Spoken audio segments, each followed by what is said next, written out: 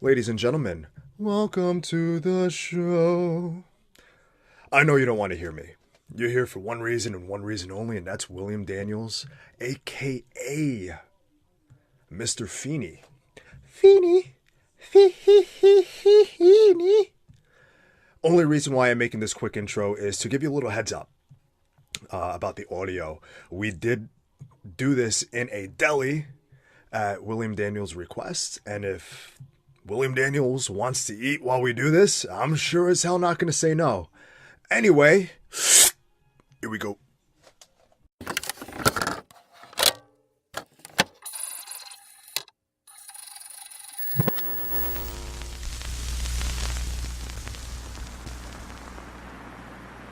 Yes, what do I want to say? Now I am alone. Oh, what a rogue and peasant slave am I. Isn't it monstrous that this, whatever. Anyway. That's perfect, because I was going to have you say something next, but I think we're okay. Well, I'm not going to. Go ahead. Everything is fine. Okay. In there. All right. We're live. Okay. We're good. All right. I actually... Okay. Thank you. Yeah, Thank you.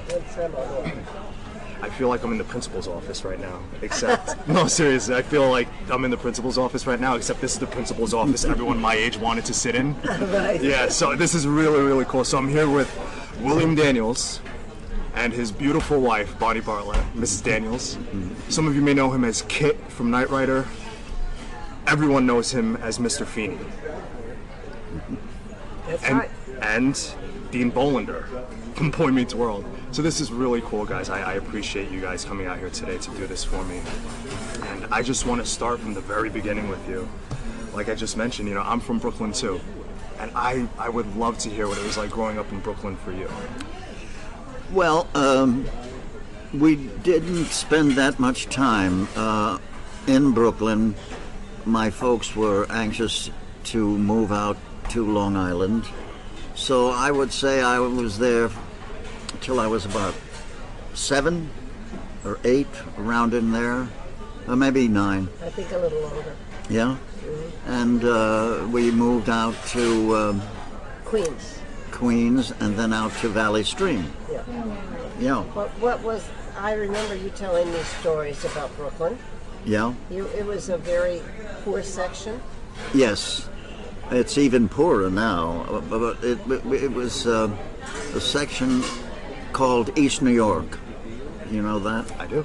And in those days it was, I would call it working class. Now I think it's been taken over by blacks. I haven't been there in a very long time. But it was a nice neighborhood then. So has it deteriorated? Huh? It has deteriorated, yes. But then it was, as I say, middle class, working people. My father. Mostly white? Hmm? Mostly white? Mostly white, yes.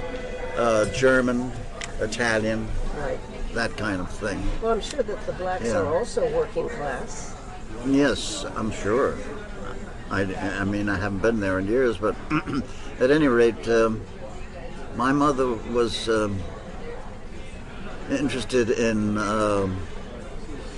moving us. How can you describe Well, her? she was obsessed with show business. Yes. And she had these kids, these Yeah. 2 little kids, and Yeah. she was very talented herself. Yeah. Naturally. She used to read the paper to see anything about show business that she could find. And she read that there was this columnist for the Daily Mirror by the name of Nick Kenny, and that he had a show for kids. So she read when they would be auditioning for his, it was radio in that time. And so she brought my sister Jackie and I over to Nick's brother who did the auditioning, Charlie Kenny, and we got up in front of him and started tap dancing. And he said, whoa, whoa, whoa, wait a minute. You know, this is radio. Tap dancing won't work on this. He said, if they sang, that'd be different. She took us home, taught us a song, brought us back. Because she had originally had Bill tap dancing. Mm-hmm. You know, when he was 4, before he could count. Mm-hmm. So we went back and sang.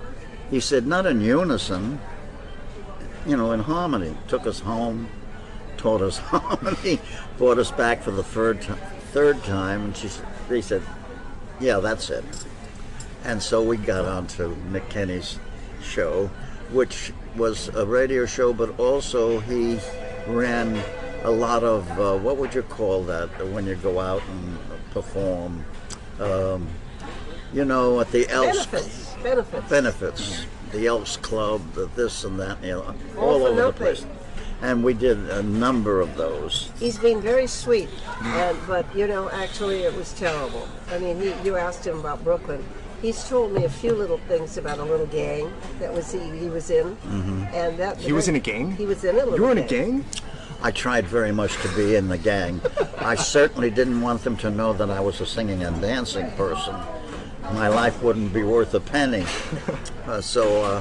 Yeah, I tried to be in it, you know. He goes with a knife, boom, boom, boom, boom, has an initiation. So it was important for me to get into the gang. I mean, God, so they had no idea that I was a performer. And I kept that secret. And then the other story that I love is that, you know, he wanted very much to play football. Because at the time, you know, he didn't grow up to be very big, but he was a football player, and he wanted to play football, so they bought him the whole outfit. But the only time he ever got to play was after a performance in NBC. So he goes over, they drop him off, and the game's almost over. So I think all he did was appear. That was his football.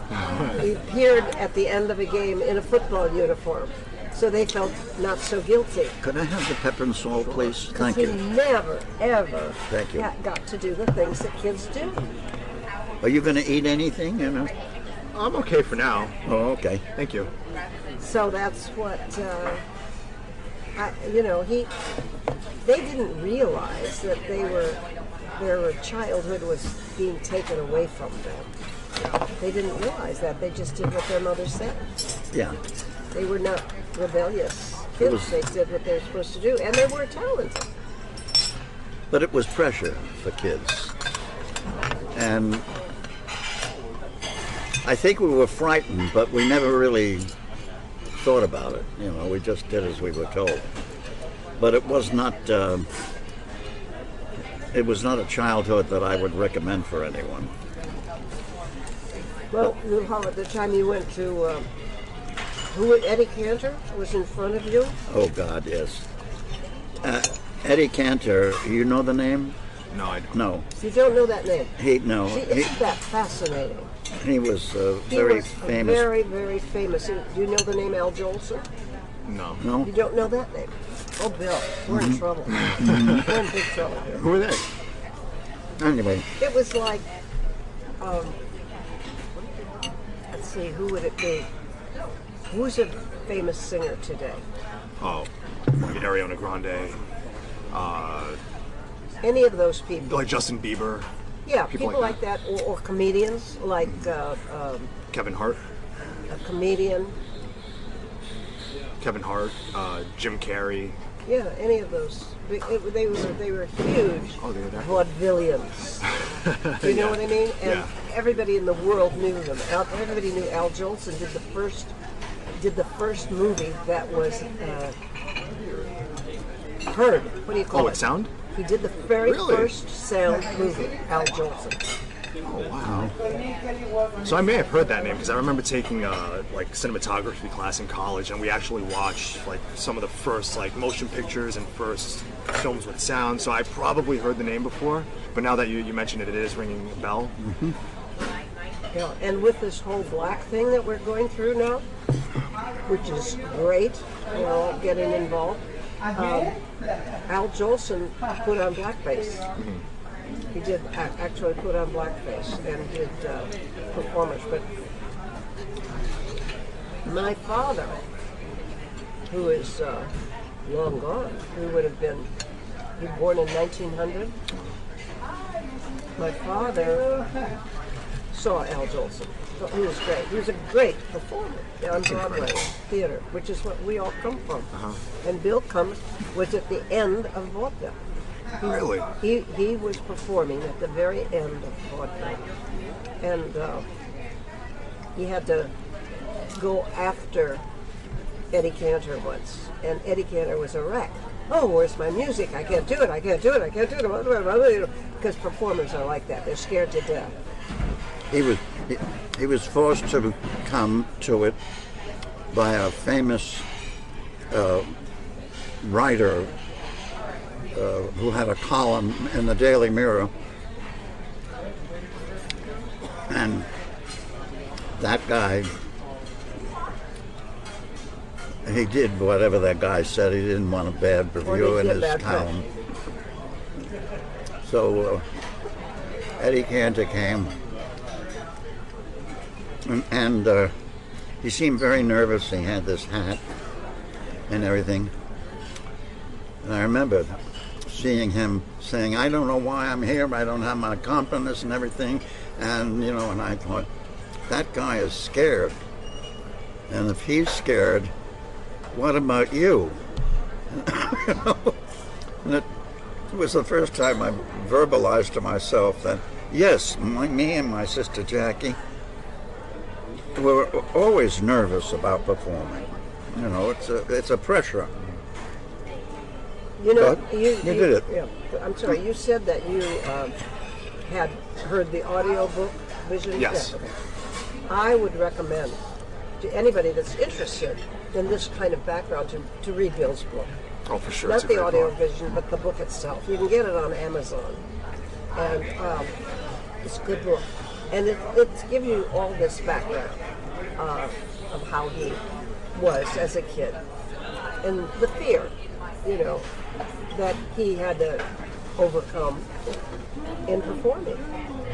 It's a good book. And he told me once that when he was out tapping at these clubs and things that they took him to, he said, I only looked, the audience didn't interest me at all. I just looked at my mother. If she was smiling, I was okay. If she wasn't smiling... She was in the back, always in the back of the or auditorium. on the wings, in the wings. Hmm? Or in the wings. No, in the back. Always in, and he said if she was She wanted to watch the performance. Uh-huh. Well, you can from the wings too, but anyway. And if she was smiling, he was happy. And if she wasn't, he was very miserable. So, you know, that's not what we do today with our kids, do we? We just say, oh, you're wonderful and everything. She never did that. She did nothing but criticism. So he carried, actually, a lot of anger into his growing up. And what got him out of all of that was the Army. The Army is the best thing that ever happened to Bill. He always told me that. Mm-hmm. Really? Oh, God, yes. It was, you know, not being a performer, just being one of the guys. I was drafted. I'm sent to Little Rock, Arkansas. Oh, there's a story there. At the time I was doing a Broadway show called Life of Father, in which you had to dye your hair red, the kids. Do you know this story? Yeah, because I heard the book. So. Oh, well, then I won't bore you. No, please. Oh, okay. Anyway, so the guy who was supposed to replace me, if in a week or two before I was drafted, got sick out in Long Island someplace.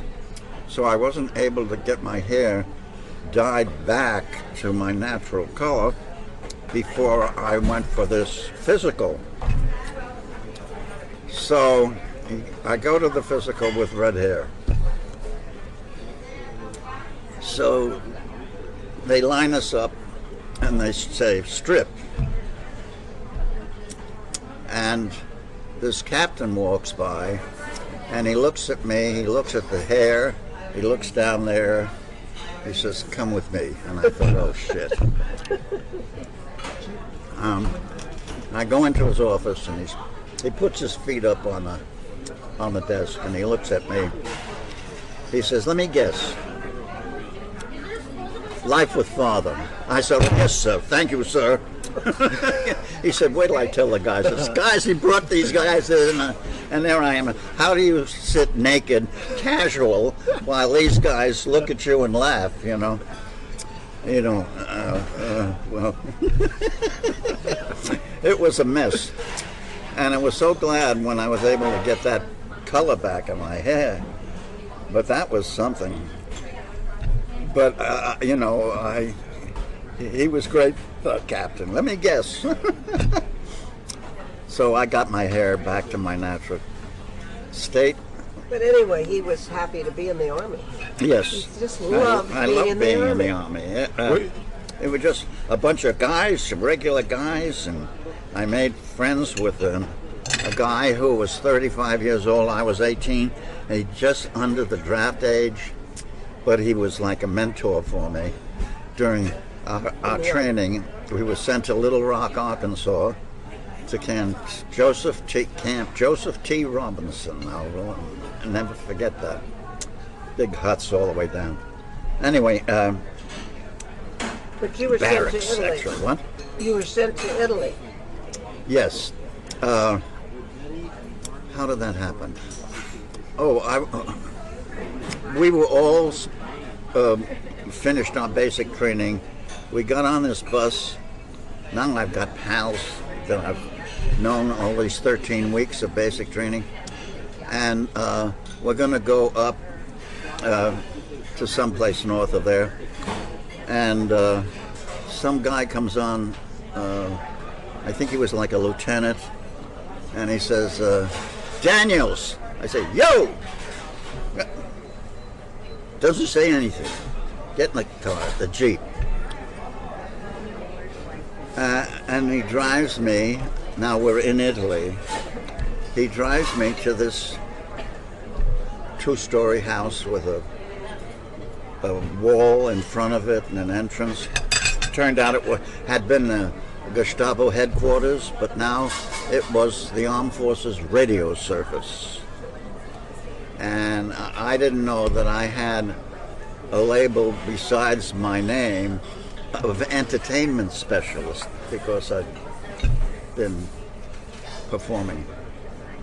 So I go into this radio station and all these guys are there. There may be 12, and there are bedrooms and in the back,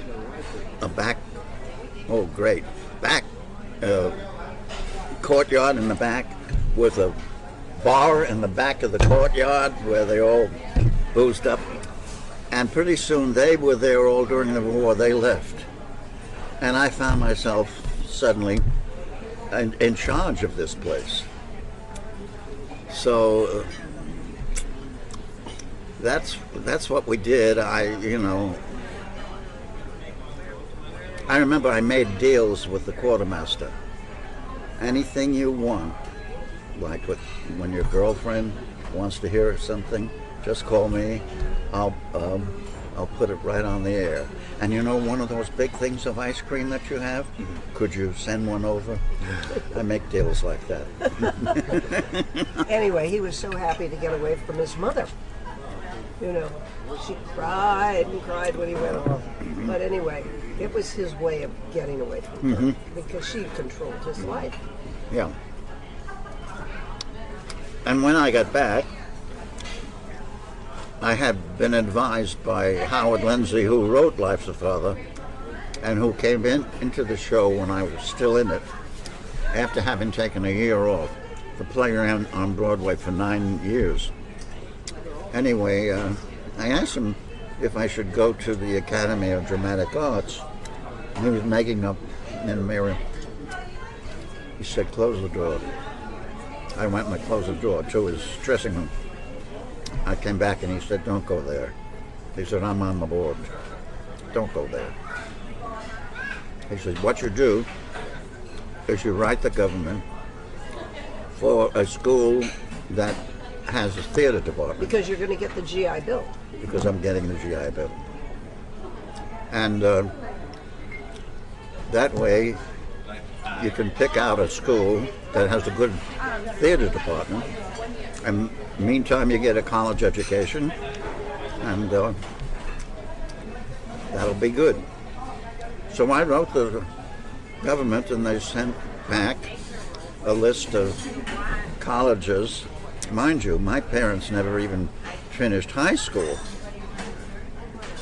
They didn't go to high school. They went. His parents only went through the 8th grade.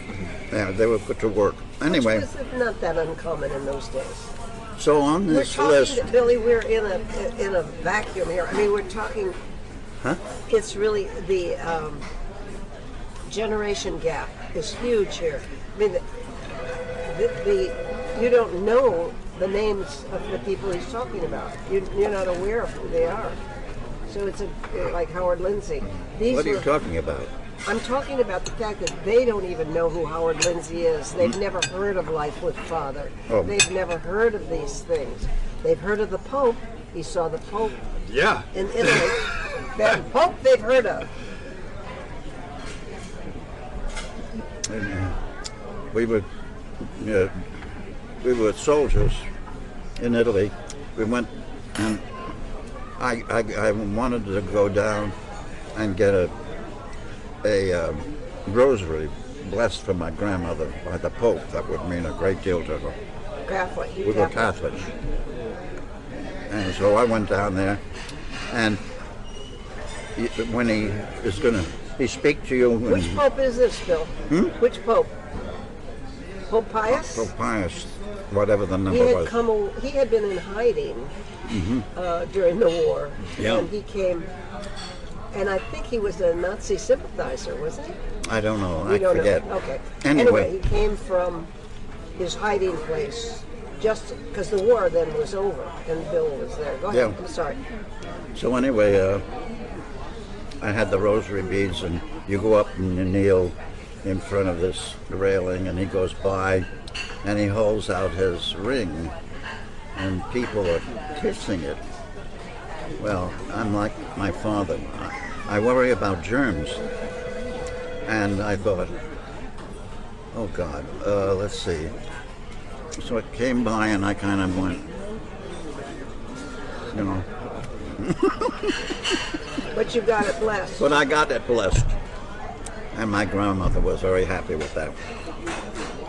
And then I went back to Livorno, where the radio station was, and continued on. But what do you want to have him talk more about the more recent things? No, whatever. No. It's Okay. okay. Whatever he wants to talk about. Oh, okay. Yeah.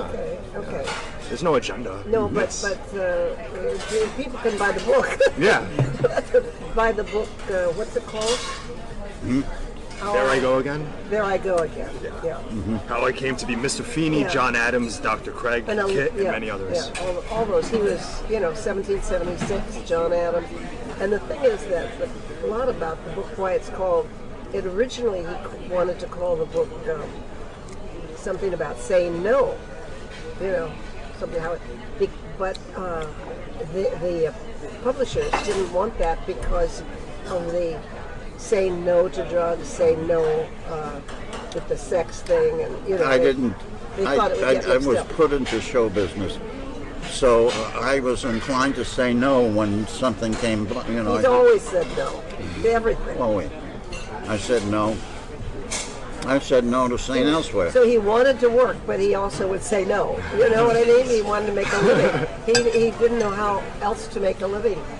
At a certain point, I was working and making good money, and and he was not, and so he didn't know what to do, and I said, well, why didn't you do something else?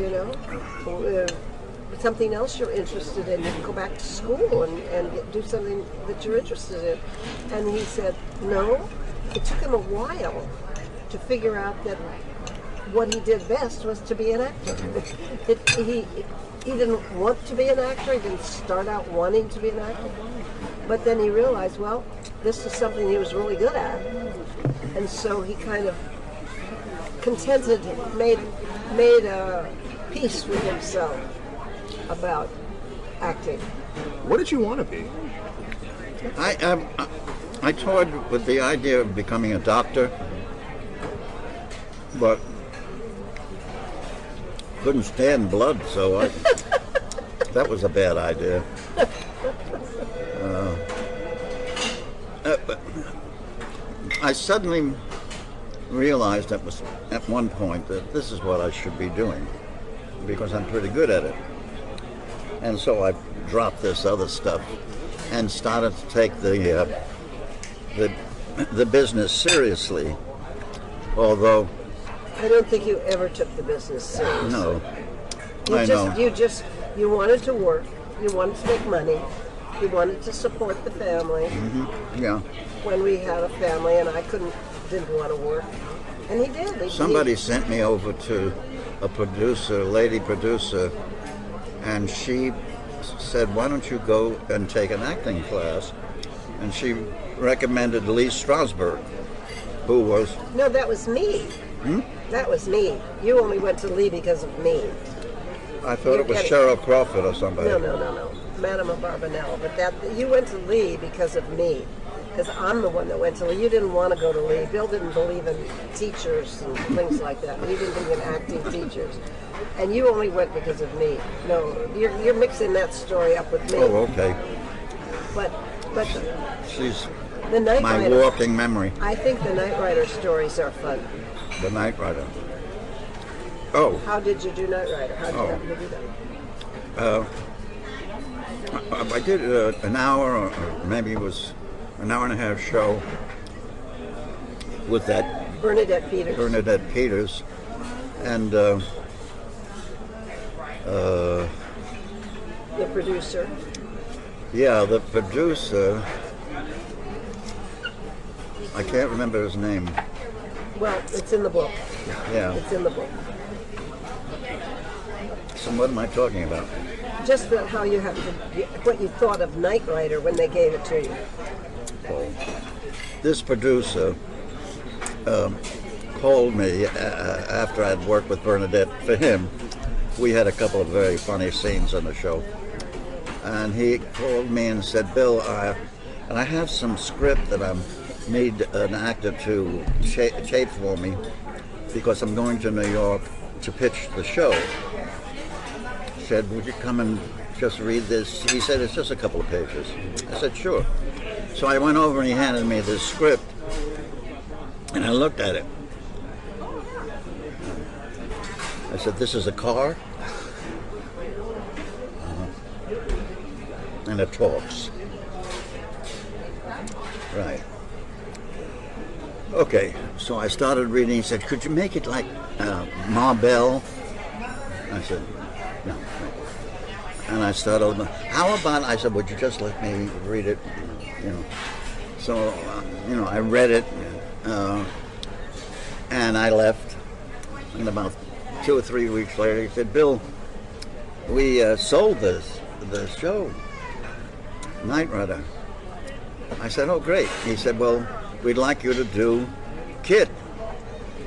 I said, "Well, I'm doing St. Elsewhere." So he said, "We know that. It's the same network. They'll work around you." So I thought, well, my agent said, "Bill, you can't turn that down." But you didn't want to take Billy. No, I didn't. I said, "No, He thought Billy." it was the silliest thing he'd ever heard. Yeah, a lot of good I did with that. After the show premiered, a neighbor across the street walking down said, "Hey, Bill, I like your show." And I didn't get, he just recognized my voice. So I couldn't hide. So I did it. This was another case of me saying no, no, no, and all of that. We didn't realize, and yet the very first thing I heard Bill's voice before I saw him, he heard my voice before he saw me. Kind of interesting, because we were at Northwestern, and we were freshmen. He had been in the Army, but we were still freshmen together. And I'm sitting in the front, and I hear this voice back here. and it's like a weird accent, some kind of an accent. And I thought, who is that? Phony accent, Anyway, then I found out he had been on Broadway. Well, that made me very excited, so I would follow him around and stuff. But it isn't until... Didn't even know it. And then, of course, he did John Adams and did a lot of other stuff. But it wasn't until Knight Rider and that we became aware of how recognizable his voice was. Thank you. And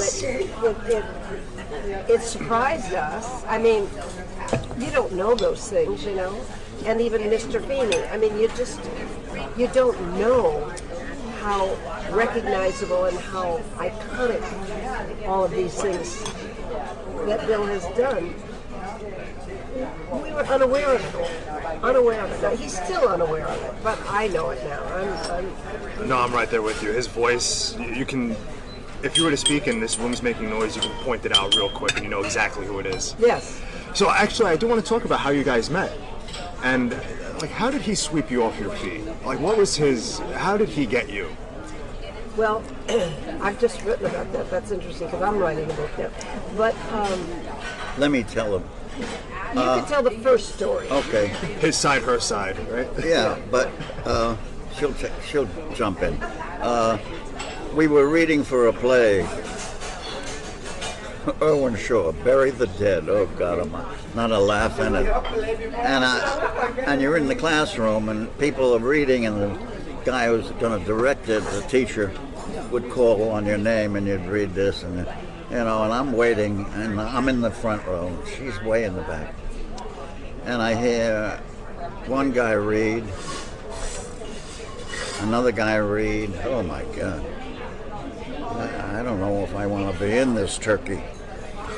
And then they said, Bonnie, and I heard this voice, which was an actor's voice, the first one I'd heard in that damn classroom. An actor's voice. So I turned around, and there's this blonde. So I waited at the door when we were dismissed, and I said to her, how about a cup of coffee? And she said, you're too short. I said, come on, have a cup of coffee. She said, okay. That was that. And we went out and had coffee, and we've been together ever since. End of story. No, he was very, very sweet to me, and I had, which I'm not going to go into too much, but I had kind of a low self-image, and so I was surprised that he was interested in me. He started calling me and going places and acting as if I was a perfectly fine person, and he would sing to me. We'd be having hamburgers someplace or something, and he'd sit there and he'd sing all the Frank Sinatra songs. He was very good at it. He loved Sinatra. He loved Sinatra songs. So he didn't tell me anything. He didn't speak, but he sang. So that's how. And he was very, very attentive, very sweet, and that's sort of the way things developed. What was your go-to Sinatra song for her? What's that? What was your go-to Sinatra song for her? Sinatra song? Oh. I don't know. What was I singing? He sang all of those songs. I can't remember. And then he always had a lot of little ditties that he sang from his childhood. If I had a nickel, I'd tell you what I'd do. I'd spend it all on candy and give it all to you. Little That's ditties. how much I love you, baby. That's how much I love you, dear. I used to sing those songs to her. But the Sinatra songs. It was my way of courting her. That's awesome. That was the courtship. That's so cute. And it was very slow. I mean, he wasn't aggressive at all. He was not aggressive. Now, I remember listening to the book, and he was mentioning a story actually with you, that you said this joke about a couple on their wedding night. That was our first date. What? Our first date. And I didn't understand it. Remember when I told that joke? Oh, God, yes. It was a terrible joke. What joke was it?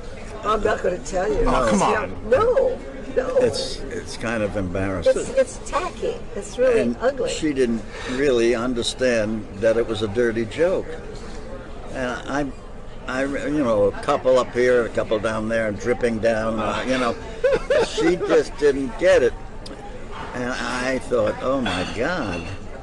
And she's telling this joke.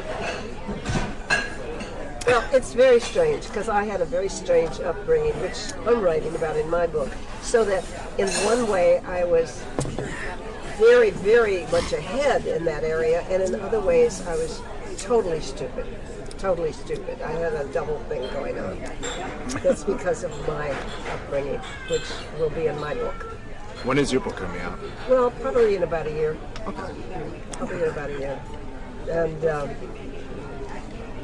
totally, let me put it this way, we were both abused, because that's abuse what his mother did. That's abuse, to take away a child, make him work, we're not supposed to make children work. And she took all the money. He didn't get any of the money. And that's we have laws against that now. But and I understand it was the Depression, and his dad was a bricklayer.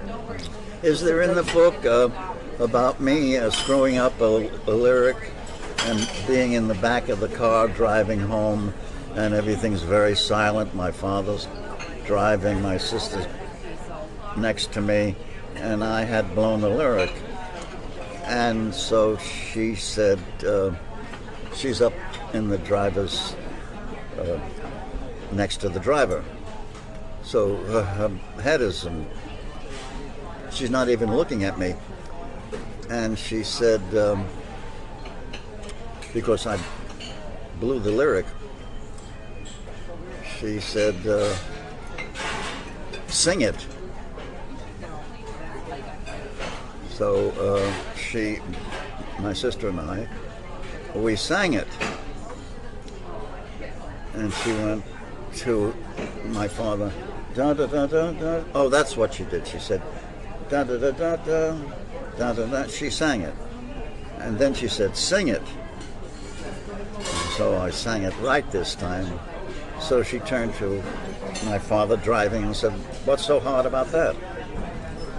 And that's the kind of stuff we got from my mother, who was very tough that way. She never really ever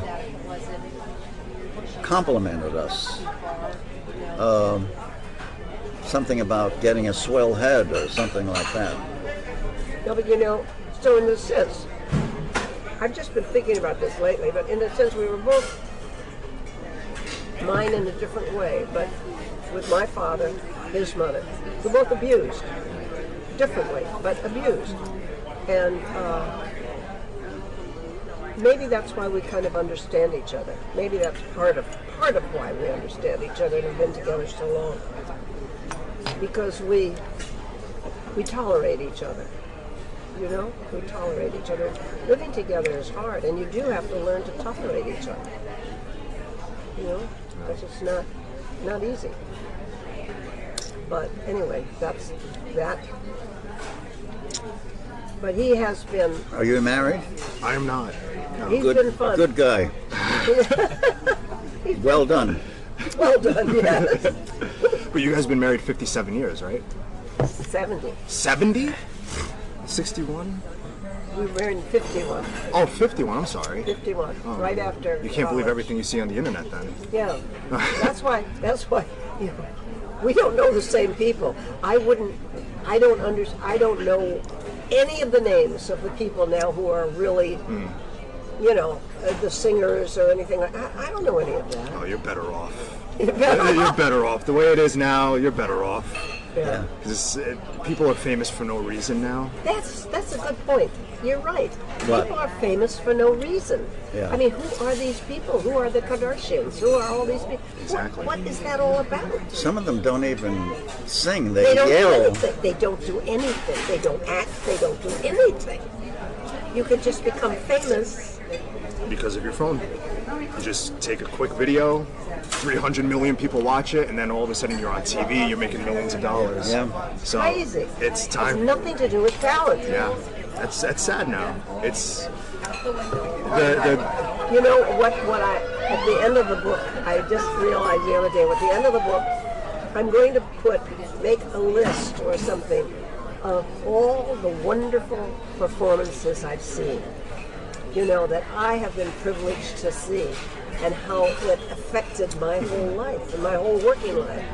I mean, like Ulanova, who is a great ballet dancer, or John Gielgud, The Ages of Man, things like that. I'm going to make a whole list. Uda, people that really, a performance that I saw that really influenced me. It's a little bit similar to what the kids write about Bill and Mr. Feeny. When the letters he gets from people who say, "I'm a teacher because of you," or he got a letter from a little girl, she's 31 now, who had been trafficked by adoptive parents. And she said that all during that time of growing up and being this little girl who was given to anybody that could pay for her, and she said, "I watched Boy Meets World, and it was so nice to know that there was a man like you out there, a nice man." Well, I tell you, that really blows my mind when we get something like that. I mean, he gets amazing letters. Mr. Feeny affected people. It's just amazing how effective it was. And there thank again. God to Michael Jacobs who wrote it. Yeah. Michael Jacobs wrote it. Yeah. When I was given this script with the offer to do the part, I looked and it said, Feeny, that's a strange name, and he's a teacher. So I said no.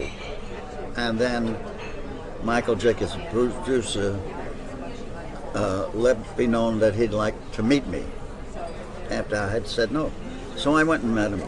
He said, why did you turn it? I said, Feeny, that sounds like you're going to make fun of that name, and I respect teachers a lot. They're totally underpaid, and that's why I said no. He said, well, let me explain to you that I based Mr. Feeny on a high school teacher that I had who became a mentor of mine. And he will only be, this part will only be treated with him in mind with great respect. So I said, oh, well, all right. I didn't think the show would go anyway. But, so I did it. That was a surprise. We didn't think that show would go on. We didn't. 7 years later. Yeah, and the thing about that show, it's genuinely funny, because I just watched some of it like this weekend, and it's like little things, like what Ben Savage would say. Like when I think it might have been the first episode where he's listening to the Phillies game, and then you say, "Oh, you're listening to the game?" He's like, "No, it's my hearing aid." Stuff like that. It's just, even 25 years later, or whatever it is, it's still hilarious. And it's like things like that. The entire series is filled with moments like that. I'm 28 now, and I still enjoy watching it. That's great. And it's. Oh, there's so much I want to get into with that. Like, I have chills now. It's like, just thinking about it. It's like, it's really, it's one of those things. And I'll be completely honest. If you want to make a Mount Rushmore of 90s television, it's like Bart Simpson, Roseanne, Beavis and Butthead, and Mr. Feeny. Realistically, everyone my age knows who Mr. Feeny is. That's how much impact he's had in media and television. So it's one of those things where it's for me personally right now, like I'm a little kid. I'm 8 years old sitting here in front of you guys, and I'm fanboying out. I'm trying to keep my composure, and I remember watching it growing up, and it's one of those shows that I'll probably show my kids, and it's one of those shows that's going to be around forever, and it's one of those shows that still have, people on the internet. Oh, I wish they would remake it. They did with Girl Meets World, but it's not the same thing. No. So No, it's not. It's not. And it's like those things where people still talk about it and they still write about it, and it's one of those series that's going to be around I mean, it's on Hulu, I think. Yes. Hulu, and it's syndicated all the time. Oh yeah. So, and you can't go far without seeing Mr. Feeny somewhere on the internet. Right. You know, so it's really, really cool. So, I mean, I do want to get into that. So, I remember in the book you were mentioning, it wasn't easy being on set. You dealt with a lot of difficulties on the set. Say that again? Did you deal with difficulties on the set of Boy Meets World? No. First of all, they were young kids, and they kept drawing during the show. till finally one of them drove in a truck. What's happening? Did you do my car? Okay. He's gonna put money in the meter for your car. Oh. You sure? Okay. It's okay. No, yeah, it's fine. Okay. Okay. So what was I saying? The kids were growing up on the show. Oh yeah. So you know, I'm serious about the work, and they were just kids, and they'd be playing around and then shoot and make mistakes and laugh and doing all that. I would be embarrassed if I made a mistake, you know. So I'd stay in my dressing room while we're rehearsing, and I'd only come out to shoot. It isn't that I didn't like them. It's just that I approach the work differently than they do, and it's because I was older, and so I knew that I had to separate myself to concentrate upon what I was going to do. And the kids can laugh and carry on and even screw up a take or two. It didn't matter. They were nice kids. And in my heart, I was wishing them well in this business, which is very rough business, you know. I like this fruit. Anyway. Yeah. I just come out for my scenes, and they grew up on the show. We did it for I don't know how many seasons, and I always got along with them. It's just I knew that I had to be separated because they approach the work differently than I do. Mm-hmm. So. Do you have any particular moments? Like, what's your favorite moment from that series? Probably the last moment of the show. Yeah. I was just talking to him about this today. Oh, really? Yeah, because like I have chills again because it's one of those things where you grow up watching the show, and it's one of those performances that, again, like I said, gives you chills and it makes your eyes water because you kind of grew up with these kids too, you know, and it's like, oh man, he's dismissing me, and like, yes, you're right. You know. Yeah. So going back to that day, actually. What was it like on set? Well, they leave the room and I stand there alone. And quite frankly, I was moved by the moment, the way he wrote it. When I think I said, I love you all. So I was moved myself. And it was an easy moment to do, you know. And it was a good moment, effective moment. And that was the end of the show. So when he said cut, When he said cut after that last scene, what did you guys do? What was it like? Oh, I don't recall. No? Okay. No, I don't recall. That's a heavy performance. You know, that's something very few series have. Like a genuine, like you can see the emotion in everybody's face. It's one of those situations where not many series have. Well, that was Michael. He wrote it. Michael Jacobs. Now, had you said no to the role, had he, because he revised the role for Mr. Feeny, right? He rewrote it in 24 hours for you. Huh? He rewrote the role of Mr. Feeny in 24 hours for you because you didn't originally like it. Oh, yeah. Do you have any idea who would have been Mr. Feeny if you said no? I have no idea. No. Well, thank God you said yes. He never told me who was up for it, for the role. I never met anybody. And I didn't have to audition for him. Really? No. Oh, wow. He just offered me the part. And as I said, I had reservations until he told me how he was going to be respectful of this teacher. Because I thought, Feeny sounds like a funny name, you know. I didn't want them making fun of a teacher, and I didn't want to play that role. But I never did, because he didn't write it that way. He wrote it with a lot of respect. It was a very pleasant experience for me. And I've been lucky that way. St. Elsewhere was a lovely experience with all these wonderful actors. It was such a good show that the actors in town wanted to be on it.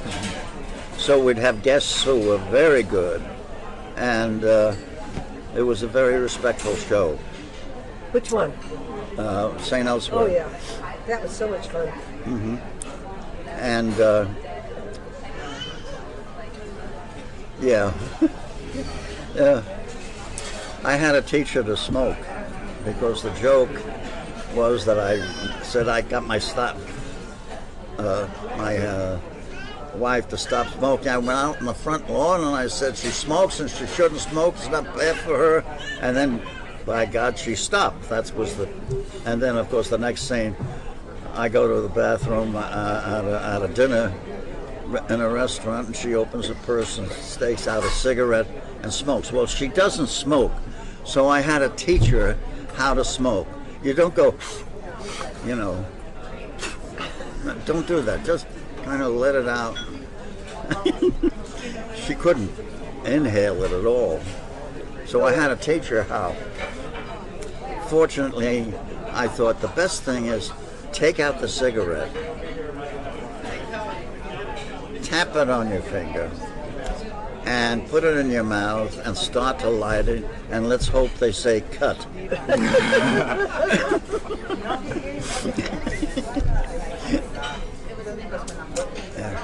So, what are we talking about? Well, we kind of covered Boy Meets World. Okay. He just got into St. Elsewhere, but the other thing that I think is really cool for both of you guys is you just somehow wound up getting married on your shows multiple times. So it was obviously Boy Meets World, and was it St. Elsewhere that you guys got married? Yeah. So how does that work? Do they deliberately write the roles for you guys, or it's just No. hey, you're really married to her, she's an actress? Once they put me on the show in St. Elsewhere, then they wrote for us. But they didn't intend to. Oh, wow. No. It was not an intention, it's just that it worked very well. They saw that it could work very well, and they put us, and they wrote me on. Mm-hmm. Bill was one of the leads, you know, and they brought me on, and I got a lot of good stuff.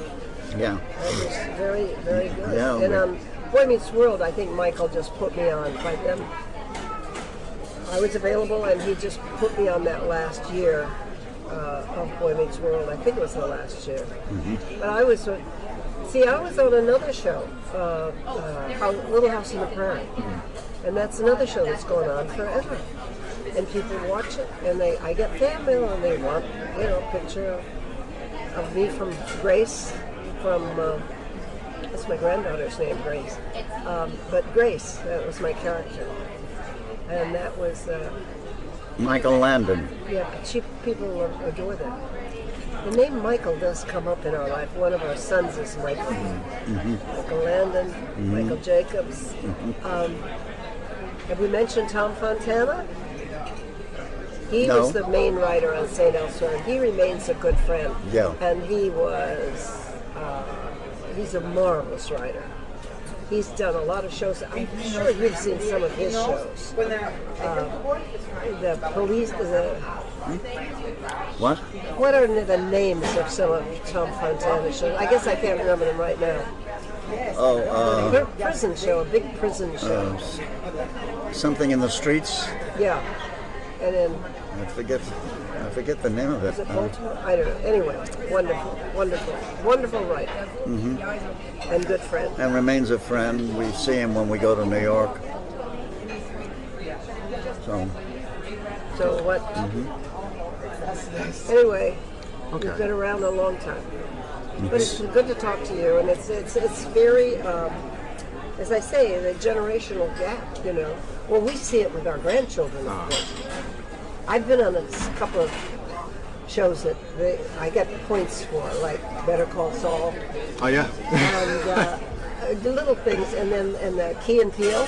I was on that. Those are wonderful guys. And then there was another Parks and Recreation, Amy Poehler. Oh yeah. So I get points for being on those shows. It's characters that are going to stay around forever, and the shows that are still on TV today. So actually, I was able to scour on the internet for some fan questions that I'd like to ask you guys, Sure. and some of my own that I'm just curious about. So let me pause. So I do have some questions. One of them is, what books have you gifted the most to other people, and why? Excuse me? What books? Yeah, what books have you gifted the most to other people? Your own. No, he hasn't. If you don't have an answer, that's okay. Yeah. If that's one of those. Mostly I buy books for Bonnie. But One growing of the up, he was a big one she's reading now is called Becoming by Michelle Obama. Michelle Great book. Obama. Great book. Yeah. Great book. I bought that for her. I buy books for her. Yeah. No, but you know what? I'll answer that for the kids. What is the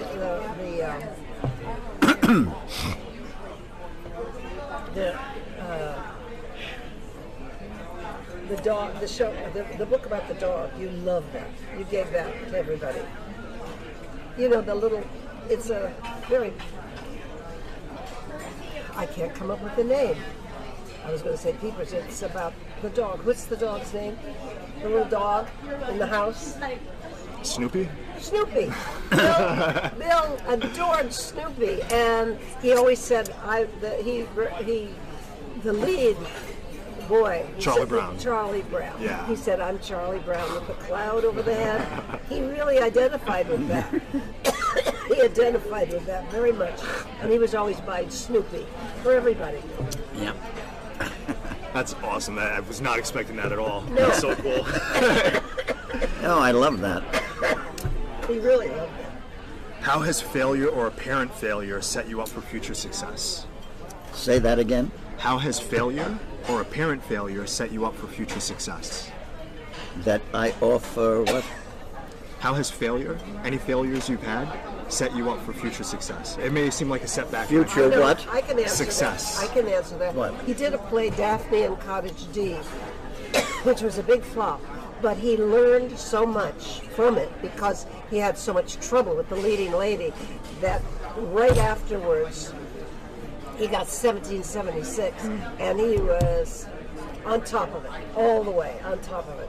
So that, learning from that play, excuse me,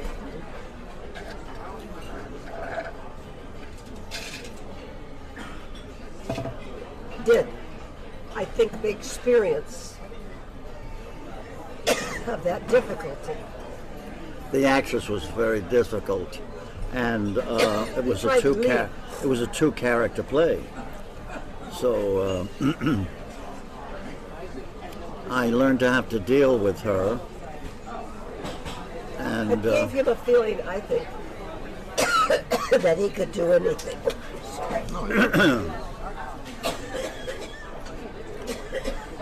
Sorry. anyway, I needn't mention her name, but she was the kind of actress who would improvise during a performance and not let you know that was going to be there until I learned when she carried on and on while I stood there. I left her, I sat down, stage right, took a cigarette and lit it, and smoked it, literally smoked it, and she was still talking, improvising. And then I finished it, and I got up and I walked over to the door, and as I got there, she gave the line that was written so that she was back on it. But she got the message She was very confused. that I was not going to stand there while she did this improvisation that nobody had ever heard before. So that worked out well, and it taught me something, that play.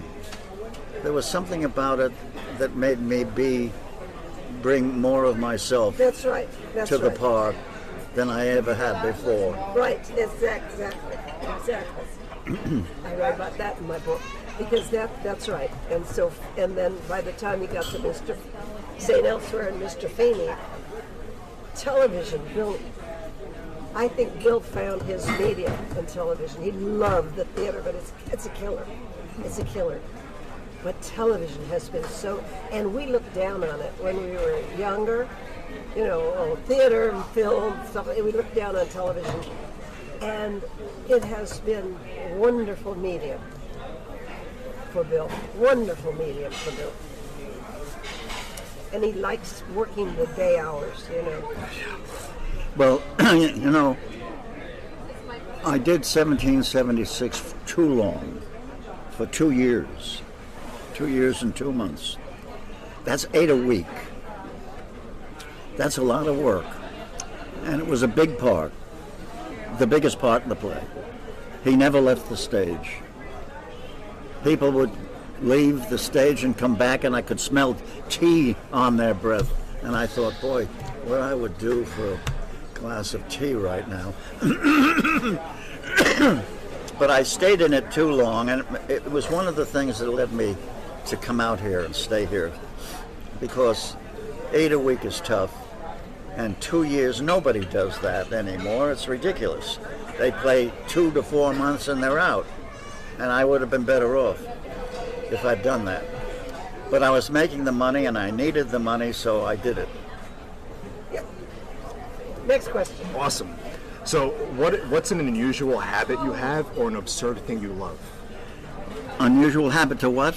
That you have, or a weird thing that you love? An unusual habit that I have? If I know what I'm going to meet, say, in an hour or that day, I'll often practice what I was going to say. And I think it's part of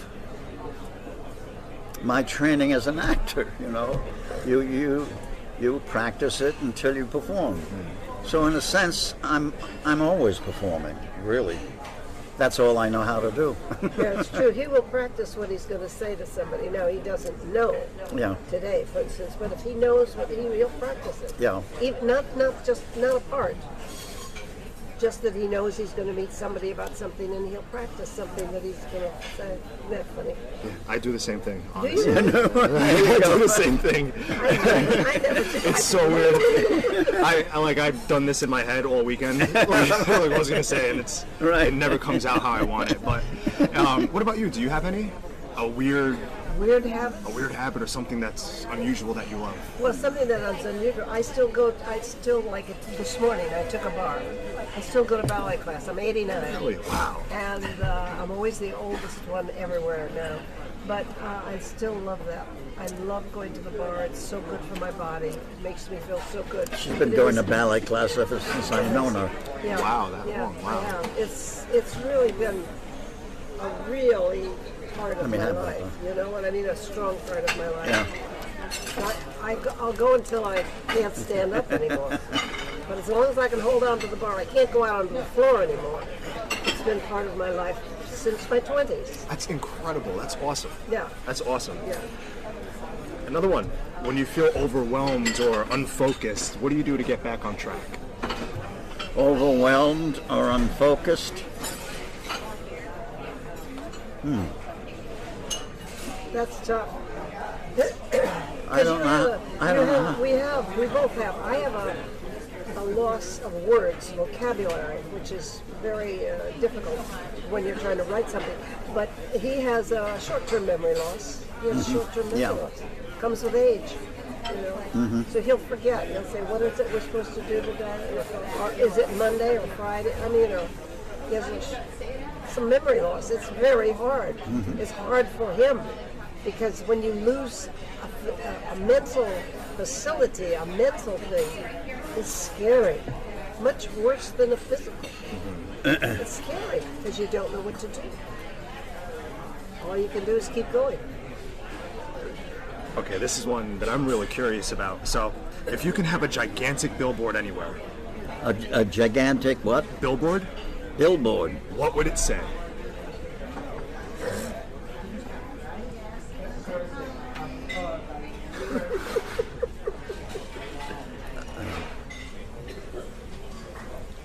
Your message for the people. What would you want to say? A message for the people.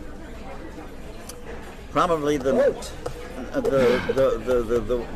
last words in St. Elsewhere. Yeah, not in St. Elsewhere. When he's wrong. Do good. Do good. Work hard. Was it? Do good. Work hard, and something else. Do good was last. I remember that. Yeah. I would look it up, and that's what I would say. Yeah, it is. It's all over the internet. So if you want to know what it says, but you know what? He is very, very, very, very, very upset politically with what's going on, and he would probably say, "Shoot Trump." You know what I mean? He's just really, really. He watches the news, MSNBC, and we try to watch other stuff too, but he is horrified by that man. Horrified. I have this. He adored Obama. Yes, I have this fantasy of meeting Trump, and I know he's a racist, a liar, and a con man. And I would say to him, do you know how far superior your predecessor, a black man, in terms of honesty, intelligence, and empathy? And behavior. That's what I'd say and to behavior. him. And behavior. Because I really can't bear Mr. Trump. And why we had to wind up with him. And if we elect him again, I don't know. Anyway. No, we're obsessed with it. Yeah. We both are I have a book I'm reading on Obama, because for me he was my hero. He was a great president, right up there with FDR. And yet he couldn't get anything done. And yet he had a Congress and Mitch McConnell, who opposed him on every one of his initiatives when he came into office. Every single one of them. McConnell did. I'll never forgive that man, man. But he stuck it out, and I think he was a good president. As good as he could be, he was as good as he could be. That's right. Sure. But I highly recommend Michelle's book too. Well, Obama's written some wonderful books, but for a woman, it was wonderful to read her book. Wonderful. Okay, so last one from me. These are my own questions that I'm curious about. But what advice would you give to your 30-year-old self? If you were to meet your 30-year-old self right now, what would you say to him? Be kinder. Be kinder than me. Be kinder. Yeah, I suppose that's true. He's such a good guy that I haven't felt I need to tell him anything. No, you. You. What? He wants to know what advice you would give to yourself at 30. Oh, myself? At 30. I said be kinder. 30 advice. Probably find another profession. At 30 he would have, yeah. I had a hard time getting arrested at 30. It wasn't until the zoo story of Edward Albee's that I got That was a great known. play. Are you familiar with it? The No. Zoo Story? Edward Albee's first play. It's a brilliant play and a two-character play. Yeah. And groundbreaking. It was the beginning of the conversation about the haves and the have-nots. Okay. The beginning of that conversation. And it was Edward Albee, Zoo Story. All over the world it played, and people absolutely responded to it. the response has been amazing. That's awesome. Yeah. Yeah. I wondered about don't it have a because it's one of those cases where you don't know how this little play of two men is going to be received. And I thought, this guy sits on a bench and the guy comes by and I'm reading and he says over my shoulder, I've been to the zoo. Which, by the way, that would be great on the billboard. I've been to the zoo, because it means a lot now. Yeah. So, At his age, yeah. I've been to the zoo. Anyway, he says, I've been to the zoo. And all I did was look up, and the audience broke up laughing. And I thought, what do I do? Well, is he talking to me? And I looked over this way. Another big laugh. And then I realized, you're sitting on the bench, he does all the talking. But the audience is seeing him through me. They're identifying with me, with some stranger that they're afraid is going to interrupt them in some way in a city, all of that. And it worked that way. I played it in Argentina. I played it everywhere. Today, Yeah. it would be relevant to cast that with somebody like Bill, and a black guy. Yeah. That would be very relevant to do it that way. He didn't do it that way, but that was in what? Yeah. 50 something or 60, early 60s. I forget. It was before Mike, so it's about 1960 something. Yeah. But today, that would be a very relevant casting. Oh, for sure. It'd be huge. Yeah, it'd be huge. Yeah. It was an important play for me because it kind of put me on the map. I won some awards and things like that. And I think everybody came to see it. Yes, the world. Just everybody. I mean, all the biggest people. Laurence Olivier was there. I remember the stage manager used. I know that name. name. Hey, Laurence Olivier, he knows. What's that? Laurence Olivier, he knows that name. He came. Yeah. To see it. And the Kazan, stage you know the manager name would Kazan? always run Feeny back Kazan? and say, You don't know that name? I don't know that one, Great no. director. Great director. the stage manager would come back and you're dressing up. We saw who's coming in, and he'd run back and tell me who's there. When he said Laurence Olivier, I said, please, do not come back and tell me who's going to be in the audience, okay? Please, it make me nervous. But everybody came to see that play. It's a wonderful. They should be showing that. Somebody should be doing a production of that right now. It's a one-act play. Yeah. Should be done, and it could have been a wonderful film. Now, Right. I'm so sorry that we don't have any record of it. No, yeah, I mean, it sounds like it, especially if they made it now. It sounds like it would be like one of those big hits if it was on Broadway or something. It'd definitely sell out every night. So as we start closing down now, I have questions from your fans. Okay. That from Reddit. So this one's from the Jealous One. He wants to know which Feeny call was your favorite. Which, what? Feeny call? What Aaron used to do? Will's call. Huh? Will. Is that Yeah. Oh. Feeny, I don't know. Feeny. Yes. Will. Yeah. Still, Will.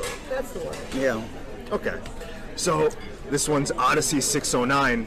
Did you intentionally bring some of your Mr. Feeny wisdom when you played a character with a short arc on Grey's Anatomy? That part played a pivotal role for other characters who needed wisdom to grow, like what you did for Boy Meets World. So they just want to know if you brought any of that, I guess, wisdom from Mr. Feeny into that role on Grey's Anatomy. He brought more of him. As time went on, he became more, and using himself and his changes, his growth, his own wisdom became part of those parts. No question about it. I barely remember Grey's Anatomy. Oh, it was fun with, what was her name? I'm blanking now. You're blanking out. She just won an award, Academy Award or something. I don't remember her name. Anyway, Okay. she was wonderful. She was and you two were very good together. Yeah, you were. They were very They good were. together. She was tough, and you put her down. You made her. Who was that? Sandra Oh. Yes, that sounds familiar. Yeah. So this one's from Bowl of Soup 1. Did you teach any of the kids outside of the show? Boy Meets World. Did you teach any of the kids wisdom outside of the show that ended up on the show? No, I would not give them any kind of advice. No, I didn't want to interfere with what they were doing. He treated them like equals. They're doing a grown-up job. Yeah. And that's the way he treated them. And I stayed away from that. I thought it would be a mistake, that it would change my relationship with them if I started coaching them or making suggestions. I never made anything like that. I stayed away from that. I was just the actor and they were the actors. So I think that was the wise thing to do. This one's from Veghead25. Did you feel more emotionally connected with the Mr. Feeny character than other characters you've played? More connected with?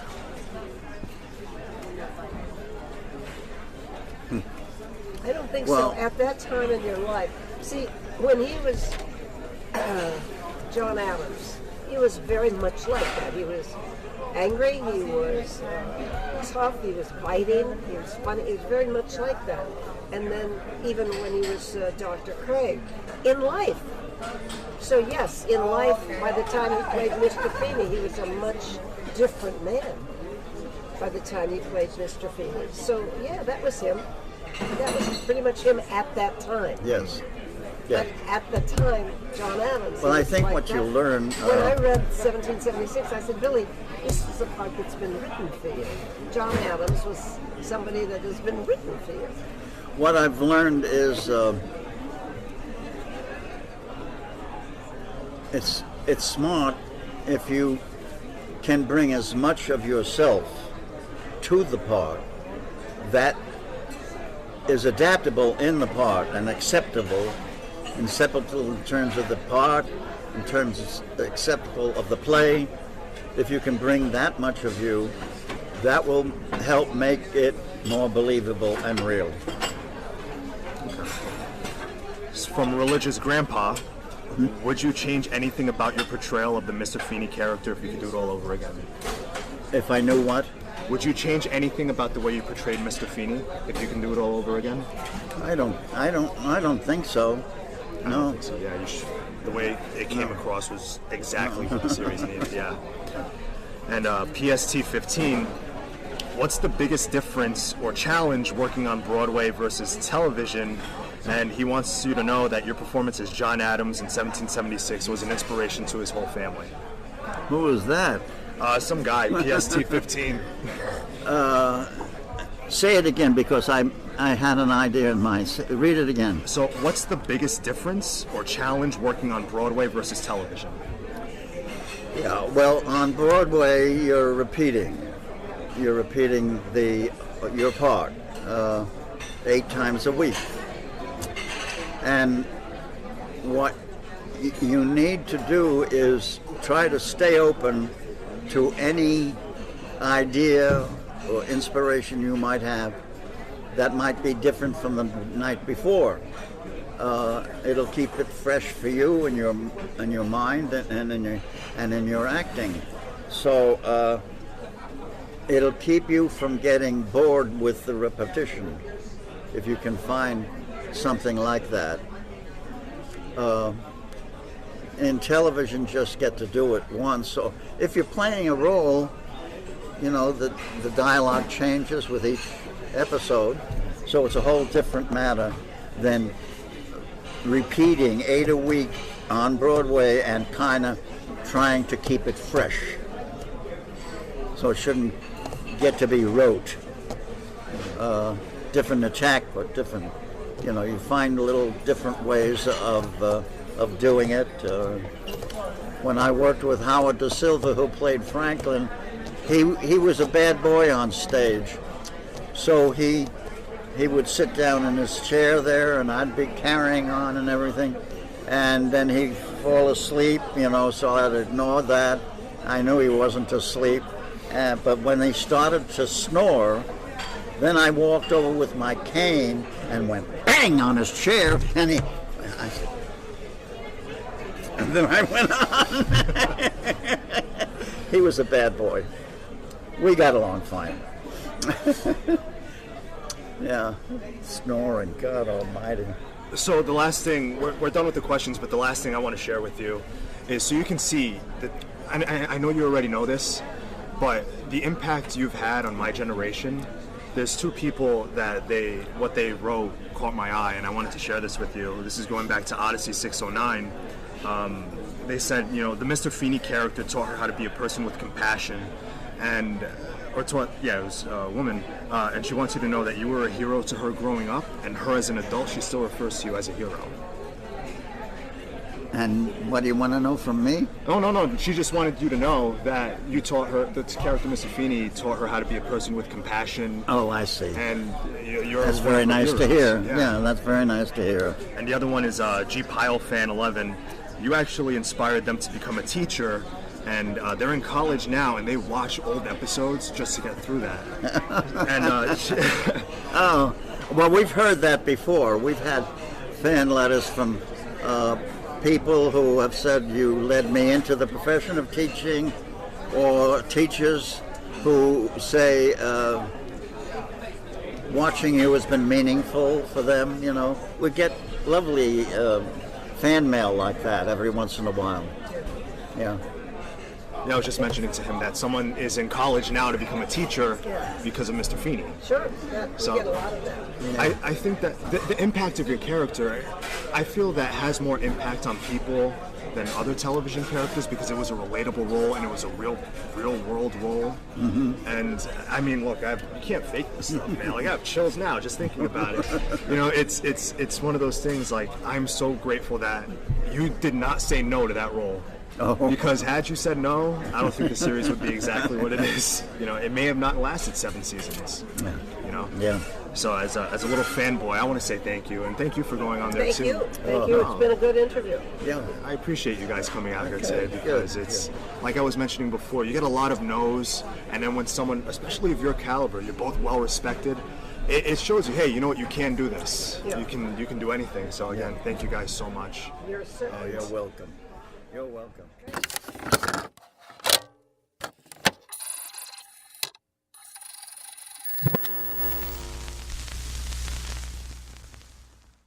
Boys and girls, how cool was that?